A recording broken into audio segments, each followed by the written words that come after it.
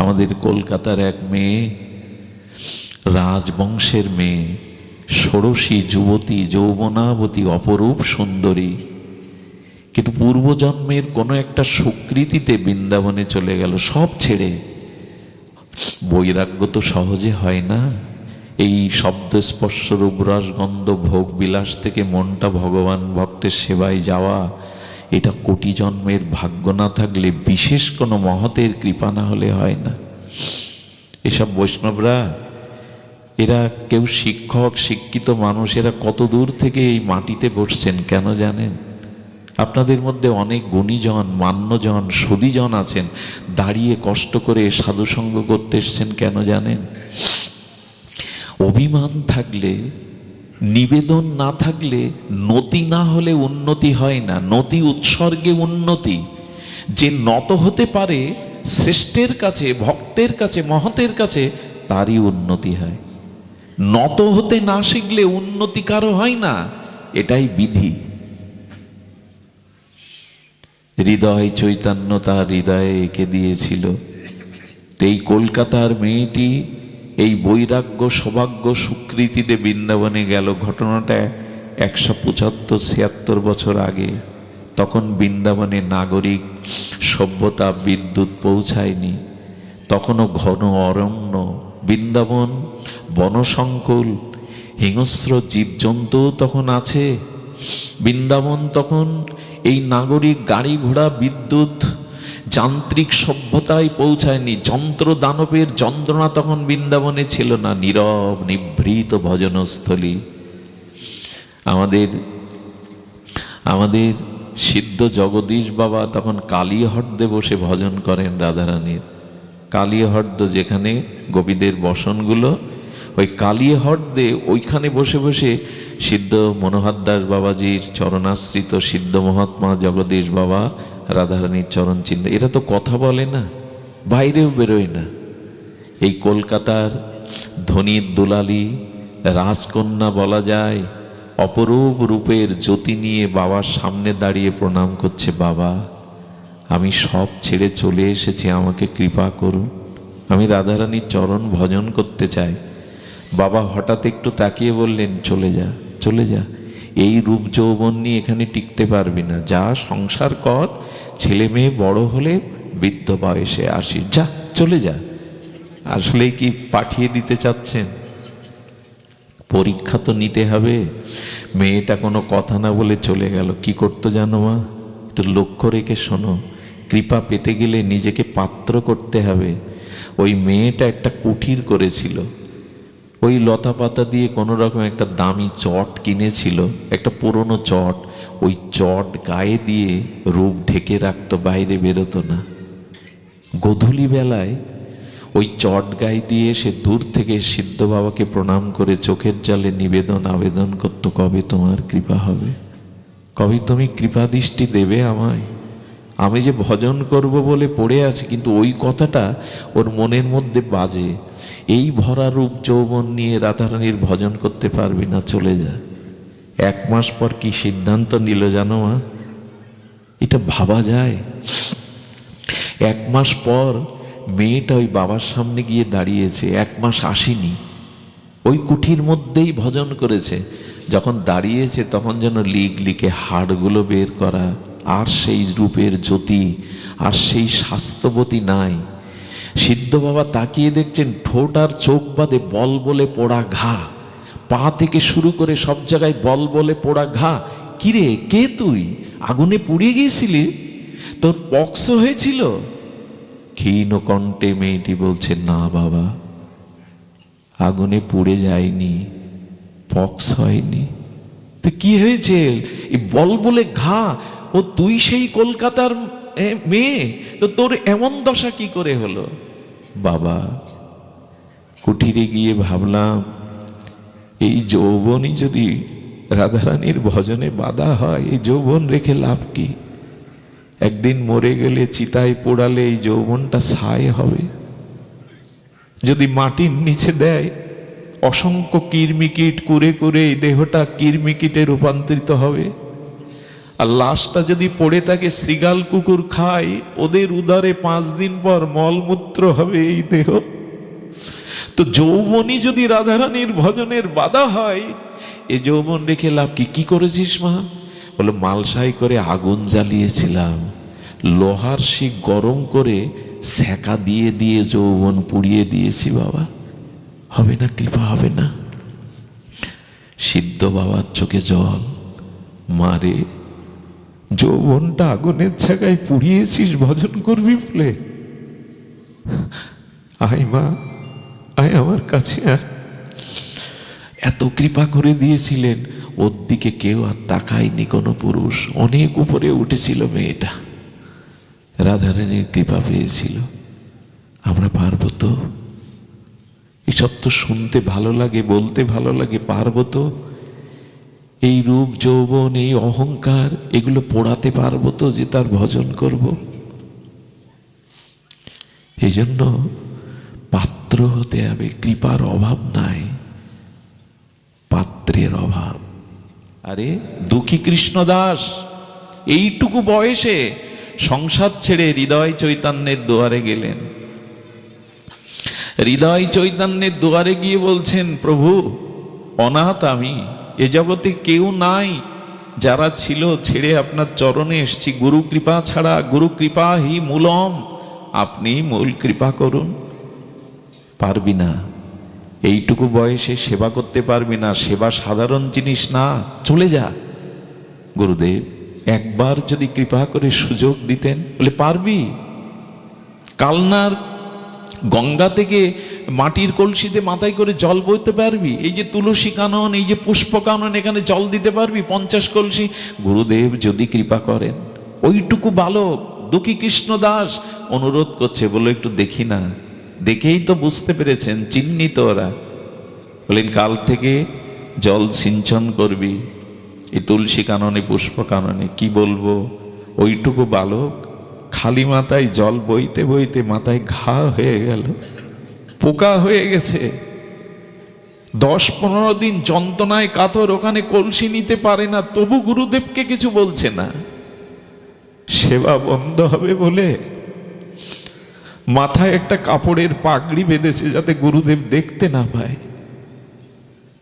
ওনারা তো অন্তর্যামী। ডেকে বলছে, দুঃখী এদিকে আয়, আর জল বইতে হবে না, এদিকে আয়। ভয়ে ভয়ে গিয়ে চোখের জলে কাতর হয়ে দাঁড়িয়েছেন। বাড়ি চলে যা গুরুদেব, বাড়ি চলে যা, এখানে সুখের জায়গা না। ওইটুকু বালক ঘর ছেড়ে, পিতামাতা ছেড়ে গুরুচরণে পড়ে আছে, অতগুলো কলসি জল বায়, বলছে যা ফিরে যা। পরীক্ষা না দিলে কি উপরে ওঠা যায় গো? পাশ করা যায়? ফিরে যা। হ্যাঁ, খালি মাথায় জল বইতে কষ্ট হয় বলে, আরাম লাগবে বলে কাপড় বেঁধেছিস? যা, চলে যা, বেরিয়ে যা। কিছু বলছে না, চোখের জলে অবনত মস্তকে দাঁড়িয়ে, যা বেরিয়ে যা।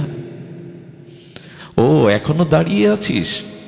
মাথা থেকে কাপড়টা খুলে নেয়া দেখে বল বলে টকবকে ঘা, পোকা হয়ে গেছে। দুঃখী রে, মা বাবা ছেড়ে, সব ছেড়ে আমার কাছে পড়ে আছিস, মাথায় ঘা হয়ে পোকা হয়ে গেছে, জল বইতে একবারও বললি না আমাকে? কি বললো জানেন গুরুদেব? কত জন্মে মায়ার সংসারে ঘুরছি, কামনা বাসনায় জন্ম মৃত্যু চক্রে। গুরুচরণে প্রেম ছাড়া, সেবা ছাড়া তো কোনো কল্যাণ হবে না, প্রেম ভক্তি হবে না। তাই আপনাকে জানাইনি, যদি বাড়ি পাঠিয়ে দেন, যদি সেবা বঞ্চিত হই। এদের চরিত্র দেখুন, যদি সেবা বঞ্চিত হয়ে বুকে টেনে নিলেন। সেবা বঞ্চিত হয়ে বলে বলিসনি, একটু তো ব্যবস্থা করতে পারতাম। সেই দিনই তাকে দীক্ষা দিয়েছিলেন। ও হৃদয়ে নিতাই চৈতন্যকে বাঁধিয়ে দিয়েছিলেন দুঃখী কৃষ্ণদাস। এই জন্য সাধু সঙ্গ করতে হয়, শুদ্ধ ভক্তের সঙ্গ করতে হয়, এই অনুভূতিগুলো হৃদয়ে নিতে হয়। এই সংসার আপনাকে কিছু দেবে না, সংসার করতে হয়। আমরা গৃহী, স্ত্রী পুত্র পিতামাতা আছে, কিন্তু সংসারে মজে থাকলে সব কিছু পাওয়া যাবে না। সংসারে থেকে হবে যদি সংসারটা কৃষ্ণের করতে পারেন। আমরা এই যে পদে কি গাই জানেন? আচ্ছা, আমরা যা গাইছি তা মানি তো? ওখানে কি গাইছি? পঞ্চপুত্র সঙ্গে নাছে রায় ভবানন্দ, তিন পুত্র সঙ্গে নাছে সেন সেবানন্দ। আমরা পারি তো? সংসারটাকে কৃষ্ণের করতে পেরেছি তো? বউ ছেলে মেয়ে নিয়ে ভজন করি তো? পাঁচ পুত্রে আনন্দে নৃত্য করছে গৌর পেয়ে, তিন পুত্র নিয়ে সেন সেবানন্দ গৌর হরিকে পেয়ে কীর্তন করছে। আমরা পারি তো সংসারের সাথে পাঁচে সবাইকে নিয়ে গৌর ভজন করতে? ভজনই তো নাই। ভজন ছাড়া জীবন মৃত। একটা জীবন্ত মানুষ মরা মানুষের পাশে যদি মরার মতো হয়ে পড়ে থাকে, তবে জীবন্ত মানুষের বুকে সিল শগুন আসবে না, শ্রীগাল কুকুর আসবে না যে মরা তাকে টানবে ওর পাশ থেকে। কেন জানেন? ওরা জানে ও মরার মতো শুয়ে থাকলে কি হবে, ওর মধ্যে এখনো প্রাণ আছে, এই জন্য ওর বুকে সিল এসে শগুন এসে বসবে না। তো যার জীবনে হরিনাম ভগবত ভজন নেই, সে মরা, তাকে কাম ক্রোধ লোভ চিবিয়ে চিবিয়ে খাবে শ্রীগাল কুকুরের মতো দিনরাত। খাচ্ছেও তো আমাদের তাই। সৎচিন্তা কোথায় আমার মধ্যে? ভোগ বিলাস নিয়েই তো মেতে আছি, বউ ছেলে মেয়ে নিয়েই তো, খাওয়া দাওয়া নিয়েই তো মেতে আছি। আর দুঃখ জরা ব্যাধি কাম ক্রোধ শ্রীগাল কুকুরের মতো দিনরাত চিবিয়ে চিবিয়ে খাচ্ছে আমায়। শান্তি কোথায়? এজন্য ভজনে আসুন। ভজনে ছাড়া শান্তি নাই। দেখুন, এখন এর মধ্যে যারা এসে বসেছেন, কারো মাথায় সংসারের বোঝা কাজ করছে না, কারো হৃদয়ে এখন কুচিন্তা কুভাবনা হিংসা বিদ্বেষ এগুলো আসার অবসরই নাই। এর কারণ এখানে এইসব মহাত্মা সাধুরা আছেন, এখানে হরি কথা হরি নাম হচ্ছে, এখানের বাতাবরণটা, এখানের পরিবেশটা অন্য কিছু দিয়ে গড়া। এখানে অনেক সূক্ষ্ম আত্মা নেমে এসেছে হরিকথা শোনার জন্য। এখানে অনেক পবিত্র আত্মা অলক্ষ্যে, যাদের দেখা যায় না, তারা এখানে আছে বলে এই পরিবেশটা এত মধুর। সাধু সঙ্গ না করলে, হরিকথা শ্রবণ না করলে আমাদের চিত্তে অভিমান দূর হবে না, বিপরীত বুদ্ধি যাবে না। এই জন্য বারবার বলছেন যে না, বৈষ্ণবের সঙ্গ করো, ভক্তের সঙ্গ করো, সাধু সঙ্গ ব্যতীত হবে না। ওই যে বললেন মহত পাদরজং অভিষেকং, সাধুর চরণ ধুলিতে অভিষিক্ত না হলে এই ভক্তি পাওয়া যাবে না। বৈদিক কর্ম তপস্যা অন্নদান বস্ত্রদানের দ্বারা পূর্ণ হবে, ভক্তি হবে না। ভক্তি পেতে গেলে একমাত্র উপায় সাধুগুরুর চরণ ধুলিকে বহু মানন করে অবগাহন করা। মহত পদরজ অভিষেক। সুধীবৃন্দ, এই জন্য ভাগবত শ্রবণ সাধু সঙ্গ একান্ত প্রয়োজন। সময় নেওয়ার অধিকার নাই, তবু বলে যাই, এখানে শাস্ত্র আরো কি বলছে শুনুন। হ্যাঁ দাদা, ঠিক আছে। শাস্ত্র আরো কি বলছে শুনুন। যে মে ভক্তা জনা পার্থ ন মে ভক্তাশ্চ যে জনা।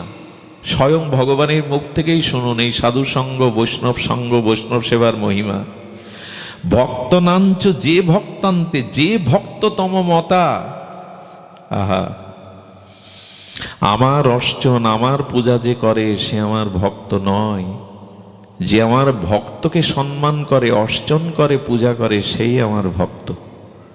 আচ্ছা, কোনো মা এখানে এমন আছেন যে কোলের ছোট্ট শিশুকে আনছেন, একটা অনুষ্ঠানে ঢুকবেন, এখন ওখানে যদি বলে এখানে শিশুদের প্রবেশের বা খাদ্যের কোনো ব্যবস্থা নেই, শিশুকে থুয়ে তোমাকে একা আসতে হবে, মা যাবে তো ভেতরে? তো ভগবান যেন বললেন, যেখানে আমার ভক্তের আদর নেই, ভক্তের সম্মান নেই, ভক্তের পূজা নেই, সেদিকে আমি ফিরেও তাকাই না। আমার ভক্তকে, একদল মানুষ আছে আমরা ভগবানকে খুব মানি, ভক্তকে সাধুকে ওরা বুঝেছে যে ভগবানই সব করে দেবে, কিচ্ছু করবে না, আপনার কিচ্ছু পাবেন না। আপনি পদ্ম ফুলের মধু পদ্মের কাছ থেকে পাবেন না, মধুকরের কাছ থেকে মধুচক্রে পেতে হবে। ভগবানের ভক্তি ভক্ত দেবে, পাত্র রসপাত্র হলো ভক্ত, অন্য কেউ দেবে না। একটু অদ্ভুত কথা বলেছেন এখানে পদ্মপুরাণে, অশ্চাইতা তু গোবিন্দ তদিয়ানাং বাশ্চয়তে তু যা ন সা ভাগবতে গিয়ে কেবল দাম্ভিকস্থিতা তস্মাৎ সর্বপ্রযত্নেন বৈষ্ণবান পূজাতে যথা সর্বং তরতি দুঃখ বই মহাভাগবত অর্চনাথ। অদ্ভুত কথা বলেছেন এখানে, মার্মিক কথা। দেখুন, ভগবান বলছে যে আমার অর্চন করে, আমার পূজা করে, আমার আরাধনা করে, সে পেতেও পারে নাও পারে, সন্দেহ আছে। কিন্তু যে আমার ভক্তের সেবা করে, ভক্তের অর্চন করে, সে যে আমাকে পাবে এটা নিশ্চয়, এতে কোনো সন্দেহ নাই। যে আমাকে ভজন করে, আমাকে সেবা করে, গোবিন্দ বলছেন সে আমাকে পেতেও পারে নাও পেতে পারে, সংশয় আছে। কিন্তু যে আমার ভক্তকে অর্চন করে, ভক্তকে সেবা করে, সে যে আমায় পাবে এটা নিশ্চয়, এটা নিশ্চিত। এই জন্য বললেন যে ভক্ত ভগবান এদের মধ্যে পার্থক্য দেখতে নেই। বৈষ্ণব দেখিয়া মহা আনন্দ করিব, কতকালের বন্ধু যেন দেখে হৃষ্ট হব। এই হলো কৃপা পাওয়ার পথ। বৈষ্ণব দেখে কবে আমার হৃদয়ে আনন্দ হবে, বৈষ্ণব দর্শন করে কবে আমার হৃদয়ে প্রফুল্লতা আসবে। আর কি বলছেন, যেন কতকালের চেনা আমার। এই আপনাদের সাথে কোনোদিন দেখা হয়েছে আমার দাদাজি মহারাজ সুখদেব দা আমাদেরই অভিন্ন হৃদয়, আমাদের শুভঙ্কর দা, অরুণ দা পরিচিত, কিন্তু আপনাদের তো অনেকেই মুখগুলো দেখিনি। কিন্তু বৈষ্ণব আর এক বৈষ্ণবকে দেখলে প্রকৃত দৈন্য, যাদের ভিতরে গুরু কৃপা আছে, ভজন আছে, তারা মনে করে মনে হয় কতকালের চেনা, কতকালের চেনা।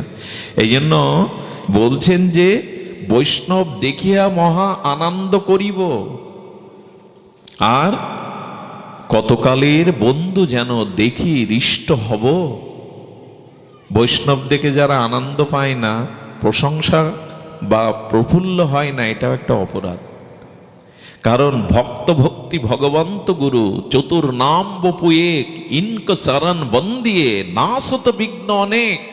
তুলসীদাস গোস্বামী ভক্ত ভক্তি ভগবান আর গুরু এরা তত্ত্ব তো এক, চার নাম কিন্তু এরা অভেদ। ভক্ত ভক্তি ভগবন্ত গুরু চতুর নাম বপু এক, একই তত্ত্ব। ইনকো চরণ বন্দিয়ে নাশত বিঘ্ন অনেক। যদি বিঘ্ন নাশ করতে যাও, এদের চরণ বন্দনা করো, এদের চরণ বন্দনা কর। সুধীজন, এই জন্য বলছেন কিতান্তের অধিকার তাহাতে নাই, নিজ জমদূতে কহে কহিয়া অধিক। জমই বলেছেন যারা বৈষ্ণবকে বন্ধু মনে করে, সজ্জন মনে করে, বৈষ্ণব দেখে হৃদয়ে আনন্দ করে, যম বলছেন সেই সব ব্যক্তির কাছে তোমরা কোনোদিন যাবে না। যারা বৈষ্ণবকে বন্ধু জ্ঞান করে, বৈষ্ণবকে হৃদয়ের জন মন করে, তাদের কাছে যাবে না। আজকে যেহেতু ব্রত শেষে এই বৈষ্ণব সেবা, ভক্ত সেবা, এই জন্যই কালকে ভোগ মহোৎসব আছে, এই জন্য কথাগুলো এসছে। এর মহিমা কি এই সাধুসঙ্গ? আরেকটি শ্লোক শুনুন, বলেই বিশ্রাম দিচ্ছি। বৈষ্ণব যদ্গৃহে ভুক্তত্বে তেষাং বৈষ্ণব সঙ্গতি। কি অদ্ভুত! তেহপি বপরিচর্যাং সুতস্তত সঙ্গহত ক্লিমসা। কি অদ্ভুত মাধুর্যময়, তাৎপর্যময় সিদ্ধান্ত রত্নখনি ঢেলে দিয়েছেন। কি বলছেন? যমদূতের প্রতি এই আদেশ, বৈষ্ণব সেবক যেসব ব্যক্তি আপন গৃহে বৈষ্ণবদের ভজন করান। আর বৈষ্ণব ভজন করিয়েছি আমরা। এবছর আমার ঠিক সামর্থ্য নাই বৈষ্ণব অনুষ্ঠান দেওয়ার, কিন্তু আত্মীয় স্বজন, জামাই আদর, এটা আমরা বুঝি। জামাই আদর বুঝি, ভক্ত আদর বুঝি না। এখানে কি বলছেন? যেসব ব্যক্তি আপন গৃহে বৈষ্ণবদের ভোজন করান, তারা অবশ্যই বৈষ্ণব সঙ্গ লাভে ধন্য হন এবং মহাপুণ্য বলে মৃত্যুর পরে তারা অক্ষয় প্রাপ্তি হয়, তাদের নরকগামী হতে হয় না। সব থেকে বড় কথা, ভগবানের সেবা অল্প হোক, কিন্তু বৈষ্ণবের সেবা বেশি হতে হবে। তার কারণ কি? তার কারণ বললেন, তোমরা সংসারী জীব, তোমরা ভগবানের মন্দিরে গিয়ে 2-4 ঘন্টা ওই নিয়ম অনুসারে, শাস্ত্র অনুসারে পারবে না। তাই ফুল জল আমাকে দাও, কিন্তু বৈষ্ণবকে শুধু ফুল জল দিয়ে সেরো না, আমাকে পত্রং পুষ্পং ফলং তং যৌমে ভক্তা প্রযুচ্ছতি দিলে আমি সন্তুষ্ট, আমার ভক্তকে তা দিতে যেও না। তো ভগবান কি বলছেন? ব্রহ্মাজিকে বলেছিলেন যে আমার সামনে তোমরা যে ভোগ লাগাও ওটা আমি জিহ্বায় পাই না, আমি দৃষ্টি দিয়ে ওটা গ্রহণ করে প্রসাদ করে দিই। বলে তাহলে আর এত আয়োজন করে লাভ কি ভগবান? এত যত্ন করে তোমার সেবার দ্রব্য করে লাভ কি? বলবে সেই দিন আমি পাবো যেদিন গৃহে তুমি বৈষ্ণবকে সেবা দেবে, সেই দিন বৈষ্ণবের জিহ্বায় বসে, ভক্তের জিহ্বায় বসে আমি এই রস আস্বাদন করব। অর্থাৎ কৃষ্ণ সেবা শুধু কৃষ্ণের সেবা, আর বৈষ্ণব সেবা একাধারে ভক্ত ভগবানের দুয়েরই সেবা। এই জন্য সংসারে যদি কেউ ভগবানের অর্চন যথাযথরূপে সেবা স্বল্প পরিমাণে করতে হবে, কিন্তু বৈষ্ণব সেবাটা আদর করে করতে হবে। এক ভক্ত কি করেছে জানেন? সন্ধ্যাবেলায় ঠাকুরকে একটু ফলমূল মিষ্টি দিয়ে ভোগ লাগিয়ে ধূপ জ্বালিয়ে দরজা বন্ধ করে দিয়েছে, দিয়ে বারান্দায় সাধুদের বাতাস, সাধুদের প্রসাদ, সাধুদের চরণ সেবা এই করছে সারা রাত। ভগবানের ভেতর থেকে একটু অভিমান এসছে, হ্যাঁ আমাকে একটু ধূপ দিয়ে আর বাটা একটু ফল মিষ্টি দিয়ে দরজা দিয়ে সব সারা রাত সাধুদের বাতাস করা, হ্যাঁ গুরুদেবের পদসেবা করা, এদের করা। ভগবান একটু অভিমান এসছে। রাত 2:30 পর্যন্ত 3টে পর্যন্ত সাধুদের গরমের দিন বাতাস দিচ্ছে ওই সরল ভক্ত। গুরুদেব বললেন যা স্নান করে ঠাকুর জাগিয়ে মঙ্গলা দেওয়ার জন্য প্রস্তুত হয়। যে স্নান করে তিলক নিয়ে দরজায় ধাক্কা দিতে যাবে, দেখে ভেতর থেকে খিল দেওয়া, ভেতরে তো কেউ নেই ভগবান ছাড়া, বিগ্রহ ছাড়া। তখন বলছি কি হলো? ভেতরে তো কেউ নাই। প্রভু দরজা খোলো। বারবার যখন আকুতি মধ্যে আছে বলছেন আমার কাছে তো তোমার কোনো দরকার নেই, সন্ধ্যাবেলায় আমাকে একটু ধূপ দিয়ে আর থালায় ফলমূল দিয়ে যে সারা রাত যাদের সেবা করলে ওদের কাছে পড়ে থাকো, আমার তো তোমার দরকার নেই। অভিমান হয়েছে ভগবানের, এবং জগৎ শিক্ষা দিচ্ছেন, বলো পড়ে থাকো ওদের কাছে, আমার কাছে তোমার কি দরকার? ওই ধূপ আর একটু বাতাসা ফলমূলও দেওয়ার, তুমি ওদের সেবা করো। যখন বারবার বলছে প্রভু খোলো দুয়ার, যেতে দাও তোমার সেবার জন্য, যখন বারবার বলছে তখন ও কি বলছে জানেন? তোমার কথায় আমি ভয় পাই না ঠাকুর, তোমার কথায় আমি ভয় পাই না, কারণ শাস্ত্র বলেছেন কৃষ্ণ যদি কখনো রুষ্ট হয় তবে গুরুদেব তাকে রক্ষা করতে পারে, বৈষ্ণব রক্ষা করতে পারে। কিন্তু যদি সাধুগুরু বৈষ্ণব রুষ্ট হয় তোমার রক্ষা করার ক্ষমতা নেই। আমি যাদের সেবা করি যে আমি ভালোই জানি তাদের দৃষ্টি আমার প্রতি থাকলে তুমি আমার কিছু করতে। সঙ্গে সঙ্গে দুয়ার খুলে ভগবান বলছেন তোকে বৈষ্ণব সেবার পরীক্ষা নেওয়ার জন্যই আমি এটা করেছিলাম, যে আমার থেকে বৈষ্ণবকে বেশি ভালোবাসিস কিনা। এগুলো গল্প নয়, এইগুলোই শাস্ত্রের সিদ্ধান্ত। ভক্তের সমাদর, ভক্তের অর্চন, এইগুলি ভগবান। কপিল দেব পর্যন্ত তার মা দেবাহতীকে, এই বৃদ্ধাকে, তখন আর তার তপস্যা করা, তীর্থে যাওয়া সম্ভব নয়, তখনই তিনি বলেছিলেন এই শতাং প্রসঙ্গনম মম সংবিদ ভবন্তি হৃৎকর্ণ রসায়না কথা তর্য সনাত দাস্য অপবর্গ বর্তমানি শ্রদ্ধার অতিভক্তি ক্রমমিষ্যতি। ভগবান কপিল বললেন মা তুমি কি করবে এই বৃদ্ধা বয়সে? তুমি এক কাজ করো, শতং প্রসঙ্গ নাম, তুমি শুদ্ধ ভগবানের প্রিয় ভক্ত সাধুদের মধ্যে বসে সাধুর মুখারবিন্দ ভগবানের নাম রূপ লীলা কথা শ্রবণ করো। এটি করলে এটি হৃৎকর্ণ রসায়ন, এই হৃদয়ে প্রবেশ করবে কর্ণ দ্বারা, আর তোমার অনাদিকালের অবিদ্যা, কুসংস্কার, পাপ, অপরাধ দূরীভূত করে তোমাকে ভক্তিপুষ্ট করবে। আর কি করে হবে? অপবর্গ যা কিছু সব চলে গিয়ে, পবর্গ চলে গিয়ে অপবর্গ অর্থাৎ সমস্ত নিষ্কপট, আর তোমার ভিতরে সকল কিছু করুণা জেগে উঠবে। তোমার অপরাধ মার্জন হবে, পাপ মার্জন হবে, সূর্যোদয়ে যেমন আধার দূর হয়ে যায়। আর কি হবে? শ্রদ্ধা রতিভক্তি ক্রমমিষ্যতি, এই সাধু সঙ্গে হরিকথার দ্বারা ধীরে ধীরে তোমার ভিতরে শ্রদ্ধা, রতিমতি, ভক্তি ক্রমোন্নতিতে জেগে যাবে। আসুন এটাই সিঁড়ি, এটাই পথ। আমার পরম প্রিয় আচার্য প্রভার ছিল সুখদেব দাদাজিকে সাধুবাদ জানায়। এমন একটি জায়গায় এই পল্লী প্রান্তরে আপনাদের মতো শুদ্ধ সরল ভক্তদের এই সঙ্গ দানের জন্য কৃতজ্ঞতা জানায় আমাদের এই বাবাজিদের। কত দূর থেকে তারা এসেছেন, কৃতজ্ঞতা জানায় আপনাদের। আপনারা ভালো থাকুন, ভজন করুন।